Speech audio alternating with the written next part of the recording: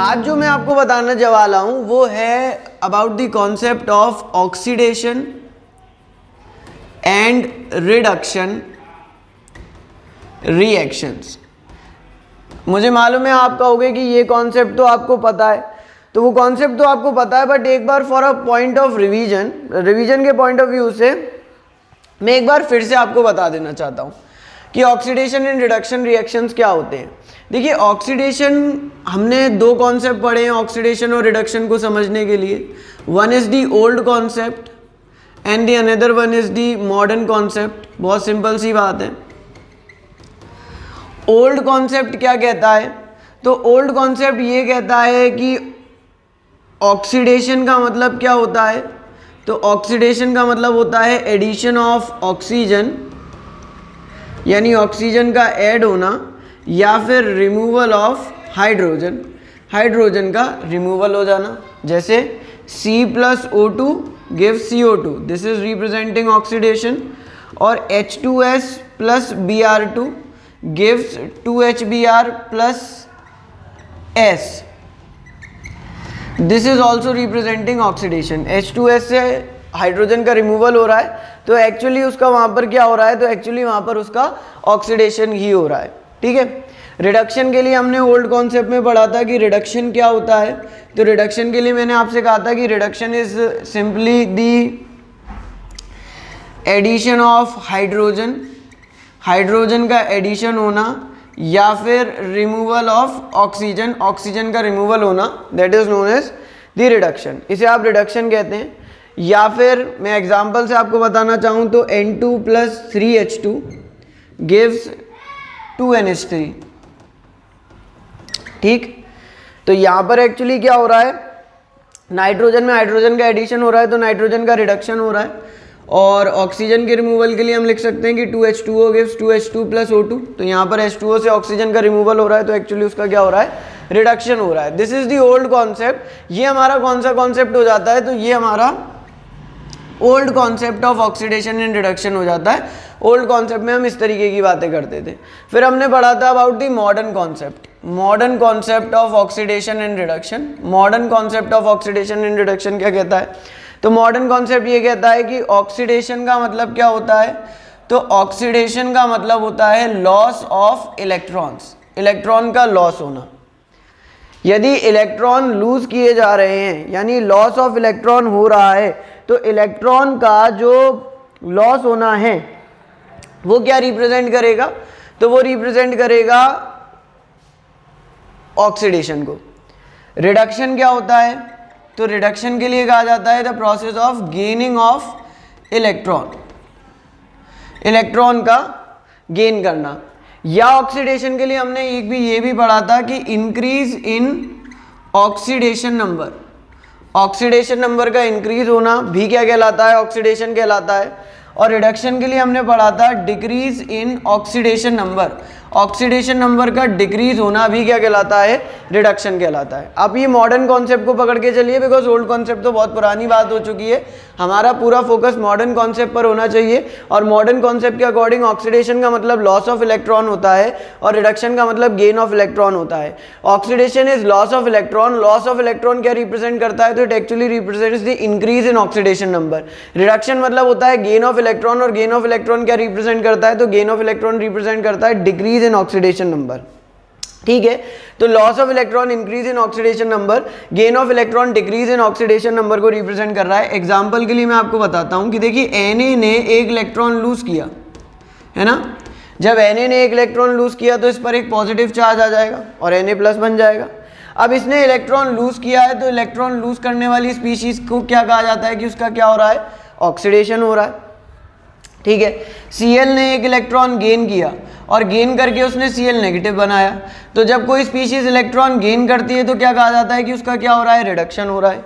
अब आप बहुत ध्यान से देखिए, यहाँ पर Na का जो ऑक्सीडेशन नंबर था वो 0 था, और ये 0 से चेंज होकर के किस में कन्वर्ट हो गया? +1 में।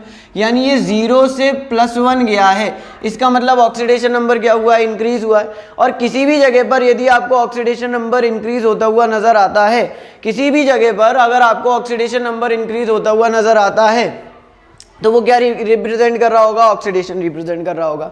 यहाँ पर Cl ने एक इलेक्ट्रॉन गेन किया, यहाँ इसका ऑक्सीडेशन नंबर 0 था। Cl जब इलेक्ट्रॉन गेन कर रहा है Cl -1 में कन्वर्ट हो रहा है, यानी कि ऑक्सीडेशन नंबर 0 से -1 गया है। जब ऑक्सीडेशन नंबर -1 में गया है तो इसका मतलब ये है कि ऑक्सीडेशन नंबर डिक्रीज हुआ है, और ऑक्सीडेशन 0 से हम -1 पर आ गए, यानी ऑक्सीडेशन नंबर डिक्रीज हुआ है। और ऑक्सीडेशन नंबर का डिक्रीज होना किस बात को रिप्रेजेंट करता है, तो ऑक्सीडेशन नंबर का डिक्रीज होना रिडक्शन को रिप्रेजेंट करता है। The fundamentals are very basic and they are very common also.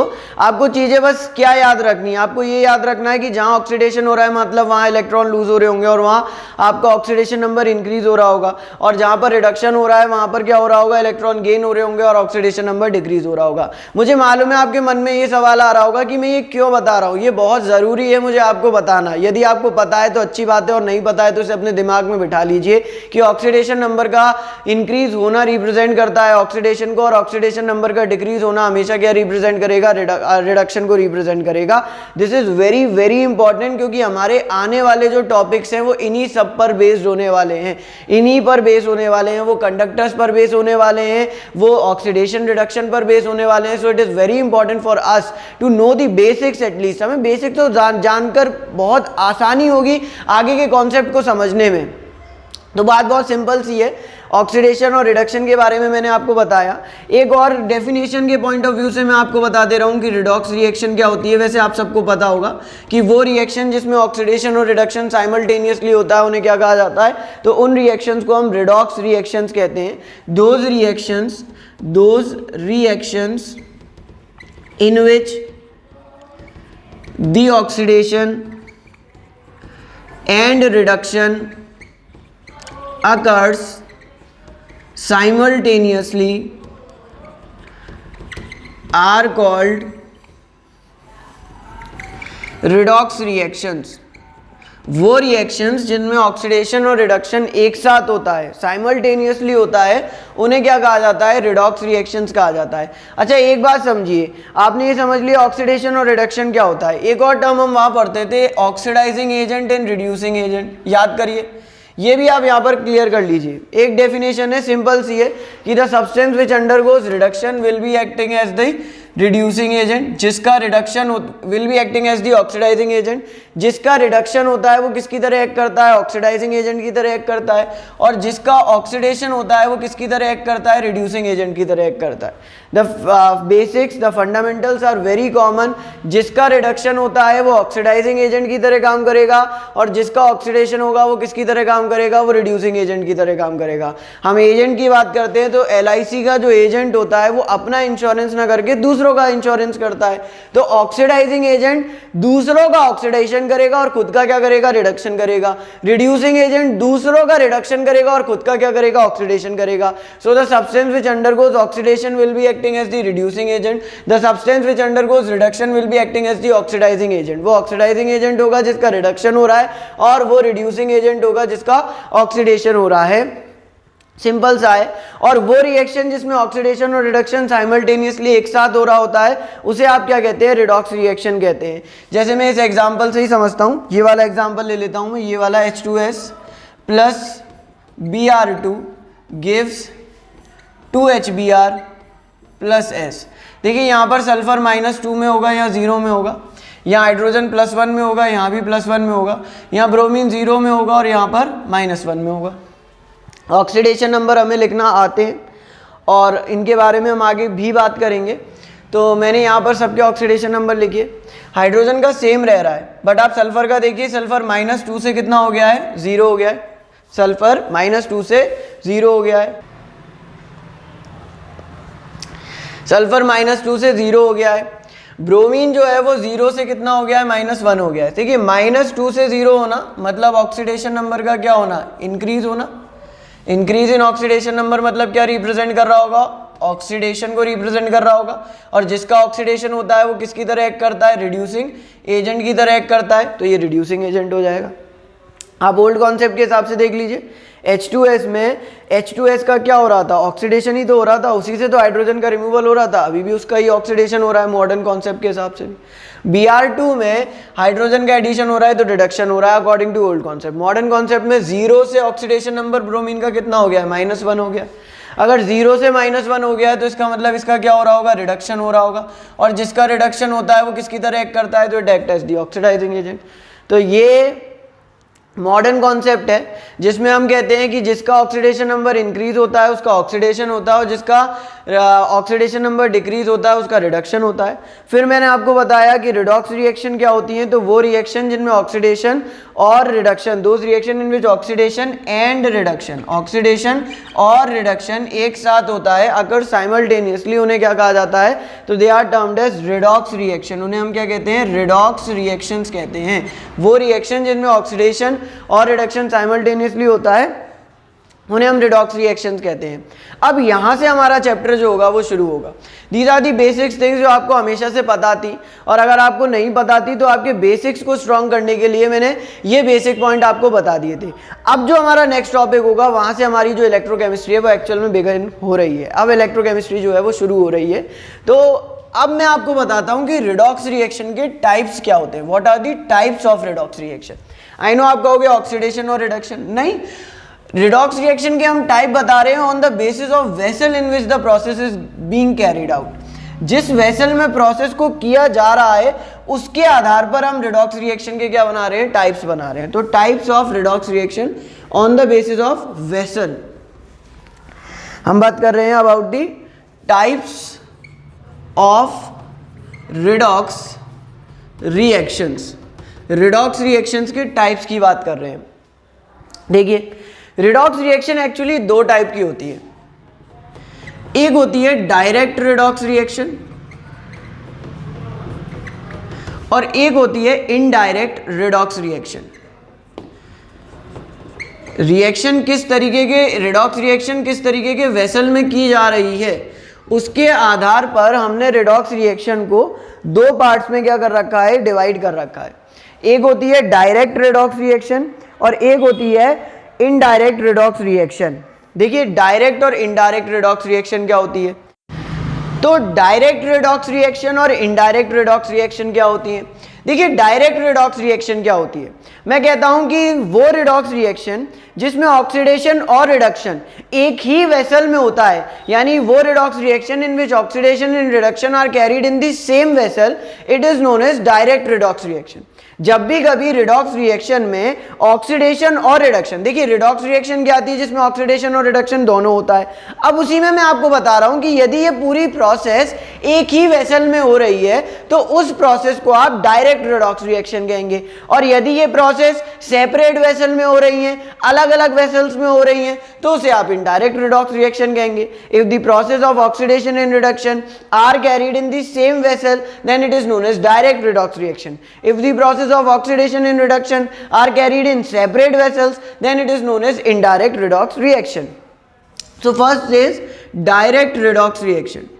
Direct redox reaction क्या होती है, तो हम कहते हैं कि if the process of oxidation and reduction is carried in the same vessel, यदि ऑक्सीडेशन और रिडक्शन की प्रोसेस सेम वेसल में की जा रही है, if the process of oxidation and reduction is carried in the same vessel then it is known as direct redox reaction. यदि oxidation और रिडक्शन एक ही वेसल में होता है तो उसे आप डायरेक्ट रिडॉक्स रिएक्शन कहते हैं। यानी एक वेसल होगा, उस वेसल में दो रॉड होंगी, जैसा आपने आज तक पढ़ा है, दो रॉड होंगी, ठीक, और उन दोनों रॉड में से एक रॉड होगी जिस पर क्या हो रहा होगा, रिडक्शन हो रहा होगा। मैं आपको बता दूं उसमें कैथोड पर क्या हो रहा होगा, रिडक्शन हो रहा होगा, और एनोड पर क्या हो रहा होगा, ऑक्सीडेशन हो रहा होगा। और ये पूरी प्रोसेस किस में हो रही होगी, एक ही वेसल में हो रही होगी। एक ही वेसल में ऑक्सीडेशन और रिडक्शन साइमल्टेनियसली एक साथ हो रहा होगा। तो वो क्या रिप्रेजेंट कर रहा होगा, that will be representing the direct redox reaction, वो रिडॉक्स रिएक्शन के डायरेक्ट टाइप को रिप्रेजेंट कर रहा होगा। और इसका एक एग्जांपल भी होता है, और वो एग्जांपल होता है इलेक्ट्रोलाइटिक सेल। इलेक्ट्रोलाइटिक सेल क्या रिप्रेजेंट करता है, तो इलेक्ट्रोलाइटिक सेल्स रिप्रेजेंट करते हैं डायरेक्ट रिडॉक्स रिएक्शन को, क्योंकि इलेक्ट्रोलाइटिक सेल्स में ऑक्सीडेशन और रिडक्शन जो होता है वो किस में किया जाता है, तो ऑक्सीडेशन और रिडक्शन एक ही वेसल में किया जाता है। ठीक, इसके बाद जो दूसरा टाइप है वो है indirect redox reaction. Indirect redox reaction हम कहते हैं कि if the process of oxidation and reduction is carried in separate vessel, then it represent indirect redox reaction। यदि ऑक्सीडेशन और रिडक्शन अलग अलग वेसल में हो रहा है तो फिर वो क्या रिप्रेजेंट करेगा, वो रिप्रेजेंट करेगा इनडायरेक्ट रिडॉक्स रिएक्शन। इसमें दो अलग अलग वेसल होंगे, ठीक, और एक वेसल जो होगा उसमें ऑक्सीडेशन हो रहा होगा और एक वेसल जो होगा उसमें रिडक्शन हो रहा होगा। One vessel will be having oxidation और one vessel will be having reduction, एक में ऑक्सीडेशन और एक में रिडक्शन हो रहा होगा। इस तरीके से इसका सेटअप बनेगा, तो वो इनडायरेक्ट रिडॉक्स रिएक्शन को रिप्रेजेंट करेगा। इसका एग्जांपल क्या होता है, तो इसका एग्जांपल होता है आपका इलेक्ट्रोकेमिकल सेल। ठीक है, electrochemical cell, it is also known as galvanic cell,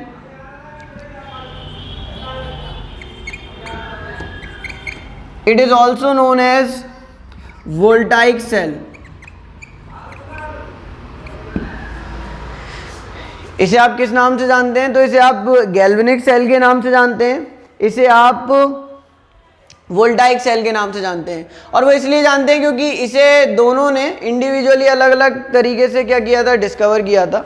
मतलब सबसे पहले लुइगी गैल्वेनी थे, लुइगी गैल्वेनी ने 1780 में सबसे पहला एक सेटअप बनाया इलेक्ट्रोकेमिकल सेल का, जो मैं अभी आपको दिखाने वाला हूँ। ठीक है, फिर 1800 में वो इतना ज़्यादा फेमस नहीं हो पाया उस टाइम पर लुइगी गैल्वेनी का, तो उस सेटअप से सिमिलर, उस सेटअप से इंस्पायर होकर के एक सिमिलर सेटअप बनाया एलेजेंड्रो वोल्टा ने। और वो एलेजेंड्रो वोल्टा का जो सेटअप था वो वोल्टाइक सेल के नाम से फेमस हुआ। और फिर पता चला कि वो इंस्पायर्ड था गैल्वेनिक सेल, लुइगी गैल्वेनी के गैल्वेनिक सेल से, तो उसका नाम गैल्वेनिक सेल भी रख दिया गया। अब उसके अंदर इलेक्ट्रोकेमिकल रिएक्शंस होती हैं, इसलिए उसे इलेक्ट्रोकेमिकल सेल के नाम से जाना जाने लग गया।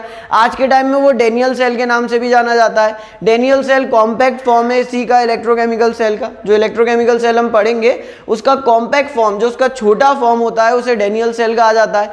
तो हम एक एक करके इन सबके बारे में पढ़ेंगे। मैं आपको इलेक्ट्रोकेमिकल सेल या लुइगी गैल्वेनी के गैल्वेनिक सेल या एलेजेंड्रो वोल्टा के वोल्टाइक सेल के बारे में बताऊंगा, और उसके बाद मैं आपको डेनियल सेल के बारे में डिटेल में बताऊंगा। और ये बात याद रखिए कि डेनियल सेल बहुत इंपॉर्टेंट है, दो उसकी एप्लीकेशंस हमारी डेली लाइफ में बहुत इंपॉर्टेंट तो है ही, बट उसका पेपर में भी एक बहुत बड़ा वेटेज है। तो इट इज़ वेरी इंपॉर्टेंट कि आप डेनियल सेल को बहुत अच्छे से समझ लें, क्योंकि वो बनाने को आ जाता है। और आपकी स्कूल की लैब में भी डेनियल सेल अवेलेबल होगा।